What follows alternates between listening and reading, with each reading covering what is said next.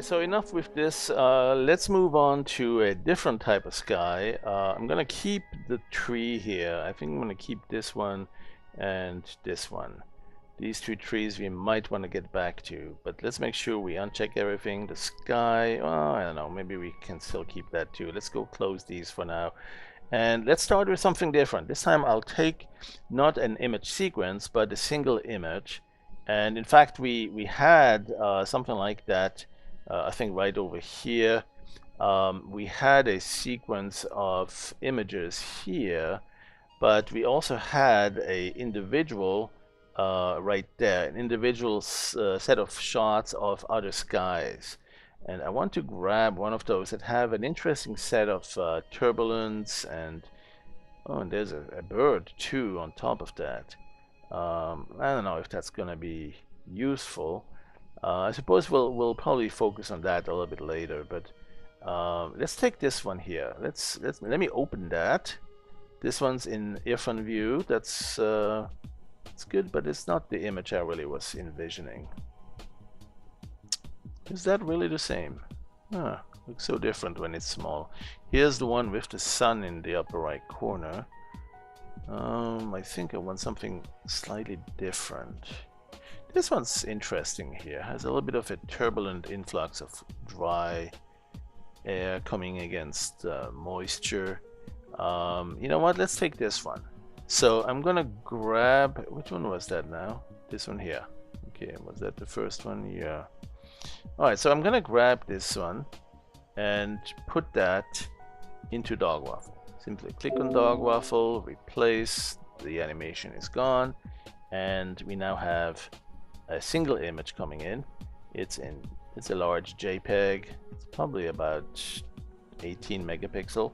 And yeah, it's a lot of detail. And one thing I'm going to do is perhaps make a little animation on that, zooming into a portion of it. And so what I'll do is I'll load it into the custom brush. The entire image is now my custom brush. I can therefore I can create a new animation. And I'm going to make the image first really small because I want to do something with a lot of frames and I want to be done by today. So let's go 640 by 360. Do I have, there it goes, 640 by 360. So that's my image. I'm going to create an animation of, let's say, 100 frames. And I need 65 megabytes for that in memory. And now I have my brush, there it is, in the sky, and I'm going to make the brush a little bit smaller. Let's store this brush, store and manage a copy, and make it a little bit smaller. But so I can look at some of it and kind of move it sideways into the animation. So maybe even smaller than that. I think there's an interesting set of clouds here. So I'm gonna go animate it from left to right like this. Good way to do that is with the brush keyframer, right? And in the brush keyframer we get to see the brush that I'm about to render. And in fact, I'm going to render it going from here to here. So let's see, from here to here, something like that. So here's the first frame. Let's go keyframe that. Let's go to the last one.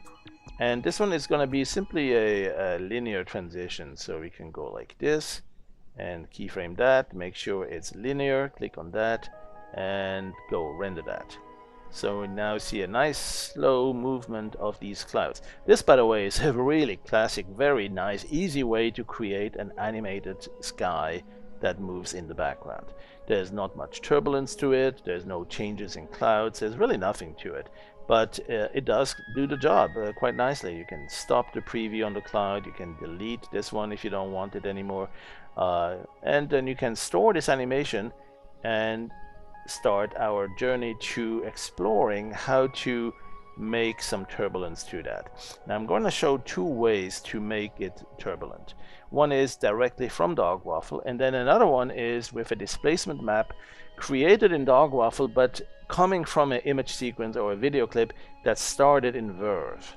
Verve is a fluids-based painter, and it has some great ways to make turbulent fluids blend together. And that's really something that this image here kind of calls for. So what I'm looking for is, first in Dog Waffle, we can do this the following way. We could do something like transform. I think there's a tool in transform to, like the rubber sheet, there's the wave distort. There's a couple of different tools there that we could use to transform that. There's a brush also, if I recall. Probably some of the effects brushes here. Organic effects, maybe effects smear. There you go, modeling clay. When you look at these and you change the size, you can see you can create some painted disturbance there. So these could be used as part of a displacement, or an animated displacement map. Right, so for instance, let's see how we would do that if we have perhaps a bigger brush. Let's go to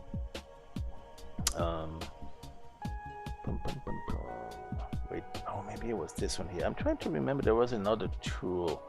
Warp, was it the warp tool? Yeah, I think it was the warp tool. Okay, so right click on this tool here. We have gradients, lens flares, and special effects. And I think this one here, yeah, that one will warp it. Okay, so that's a warp tool, which means that we can grab a portion here and then see in which direction to warp it. Now that's not a animation though. It's a single static image kind of thing. But you could gradually warp it more and more. So you could go, for instance, from the lower right, go like this, and then go to the next frame, or copy that frame to the next, and keep it again, and do it again, and then gradually actually have an animation where it's pushing this aside, like there's an explosion and then there's a shock wave coming in. That shock wave is moving this entire thing sideways, right? So if you do that, here's basically where you see the shock wave coming in, something like this, right? So there's ways to do this and convert. For instance, if this is in your undo memory now and you want to convert that to an animation, you can do that. There's a tool somewhere there under, it's maybe under animation there, to convert the, you know, I forget where it is, but I know there's a tool somewhere to convert the image sequence that's in your undo memory and convert that to animation. I forget exactly where it is, but we'll find it when we need it. But we really don't need it at this point, because there's another way to do a little bit of distortion. Let's explore this way. Let's go and apply with the timeline, or with the regular filters, apply some sort of a distortion by doing a transform. There's some displacements we can do here, the displace by swap. So we need to first have an image inside the swap buffer or swap image, and that image can then serve as a displacement. And if you're out of ideas, one thing I would do is say, well, let's go to the swap image, and instead of this existing image, I'll just use, oh, I don't know, render plasma noise. That always works nicely. And so we have this image there in the swap, and then switch it back to the main image, and now we can apply displace by swap in a couple of different ways. Color twirl, some of these look really great.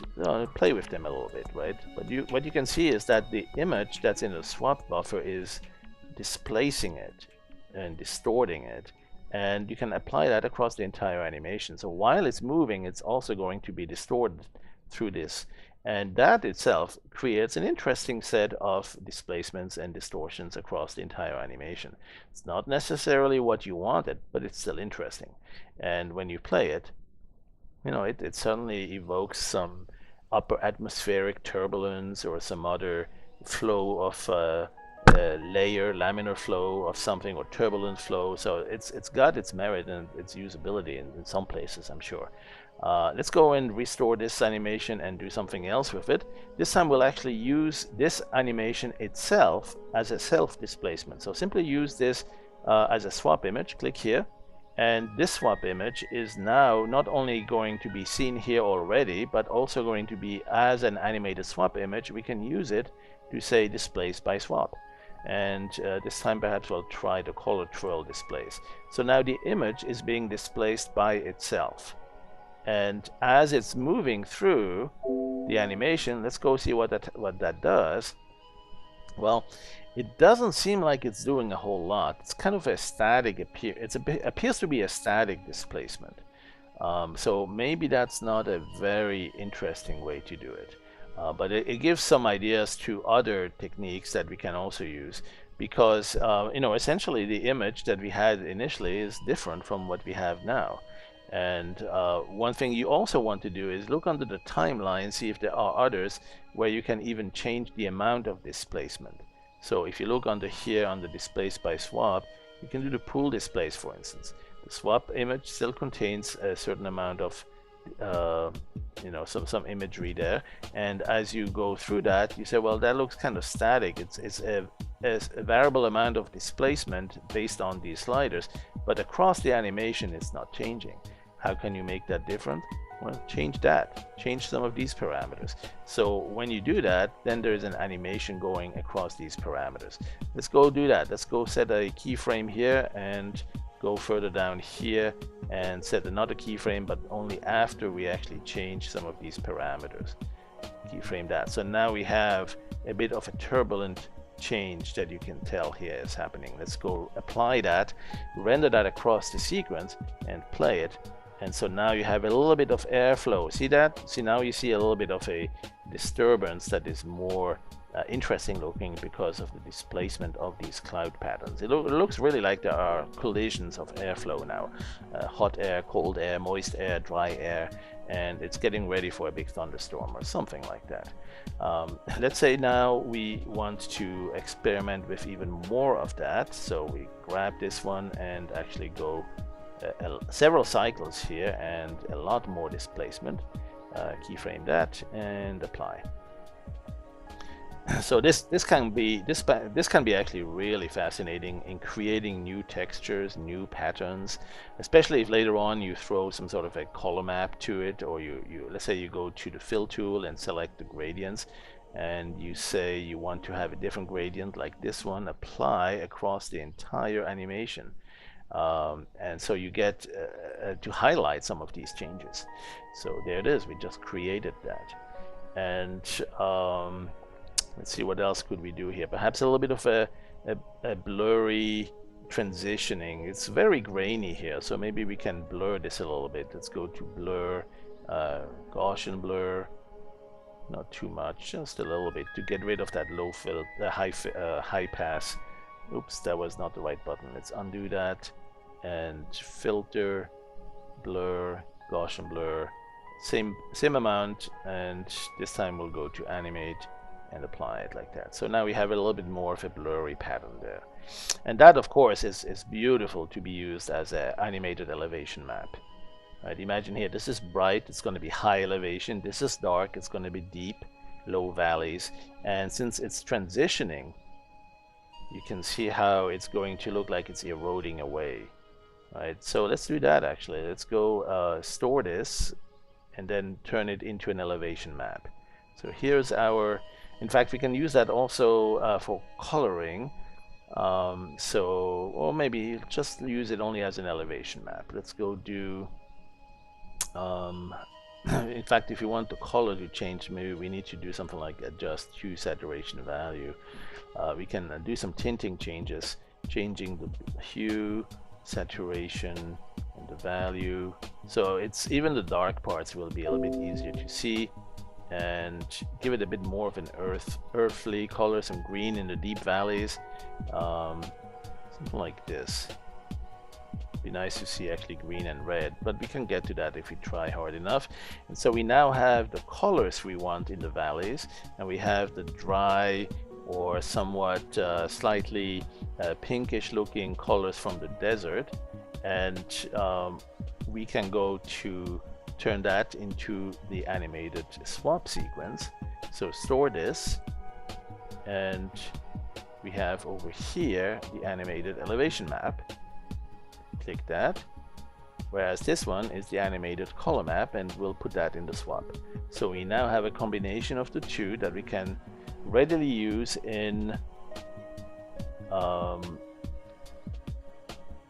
Puppy Ray, our ray tracer. Let's go to filter, transform, Puppy Ray, and I'll go to the GPU version. It's faster, it's cooler, And so here is the animation, and you see a transition where the dark side is growing.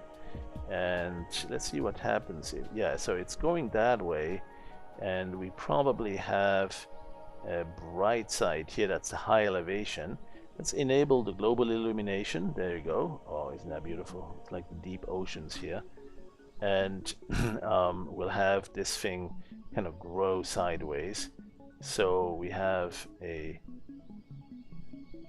should see this thing grow. I don't know if it's gonna go this way or that way, because remember it's always a little bit flipped around the other way. Let me zoom up. Let me move up a little bit higher so you can. Yeah, I think I see where that's gonna be.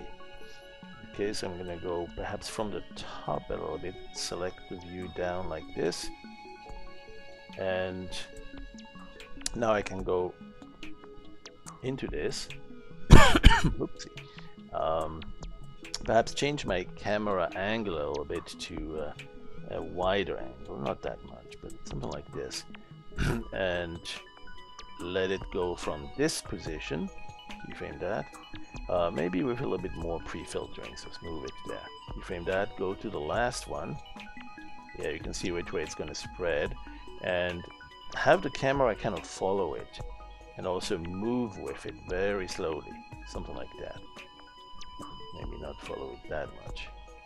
Okay, and have the camera also coming closer, so we kind of see more of a 3D depth to that, and maybe even increase the depth extrusion. There you go.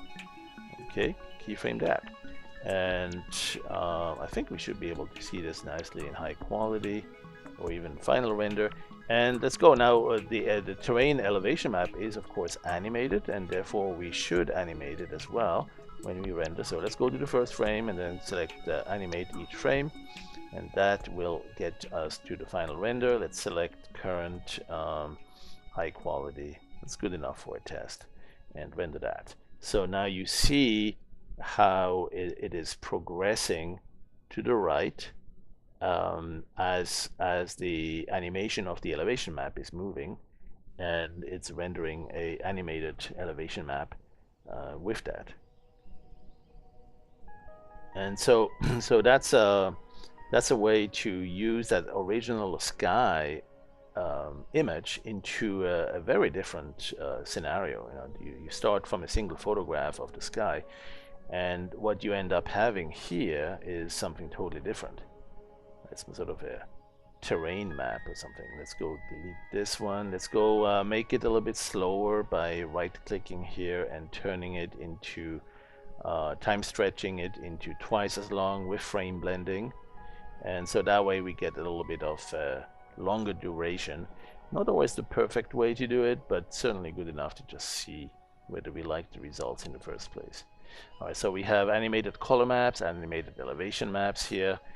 Next thing we'll want to do though is give it a bit more of a turbulence, the way that Verve lets us do that.